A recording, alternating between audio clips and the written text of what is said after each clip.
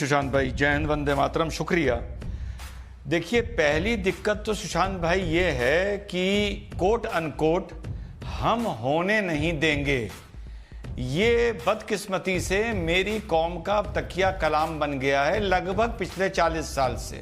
हम होने नहीं देंगे मतलब बात शुरू होती नहीं और हमारे नुमाइंदे ये पब्लिक प्लेटफॉर्म पे बोलने लगते हैं हम होने नहीं देंगे। तो ये इस पर भी एक रिसर्च होनी चाहिए कि ये ऐसी फितरत कहाँ से आई है कि हर बात को हम होने नहीं देंगे। पहली चीज, भाई ने जिक्र किया बाबरी का।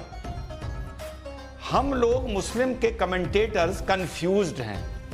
हम कंफ्यूज्ड हैं between fact and court order. कभी हम डिफेंस लेते हैं 1991 के रूल का, कभी हम डिफेंस लेते हैं कि वहां मंदिर कभी था ही नहीं, मंदिर कभी टूटा नहीं, मस्जिद बनाने के लिए मंदिर कभी तोड़ा नहीं गया।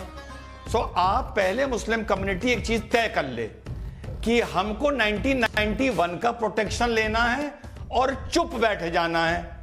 जब तक 1991 चैलेंज ना हो अपने मुंह पर ताला लगा के रखो, चुप बैठो, कोई और आर्गुमेंट ना करो। हम 1991 का भी आर्गुमेंट करते हैं और बीच में सफाई भी देने लगते हैं।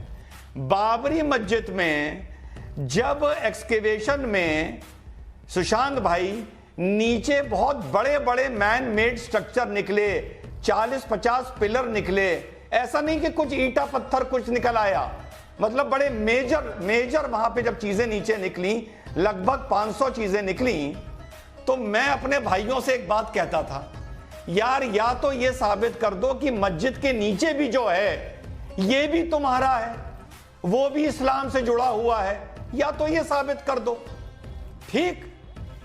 या इस चक्कर में मत पड़ो वो नीचे मंदिर है या नहीं है, अरे वो अस्तबल हो, वो कुछ सभागृह हो, कुछ हो, वो जो है वो तुम्हारा नहीं है।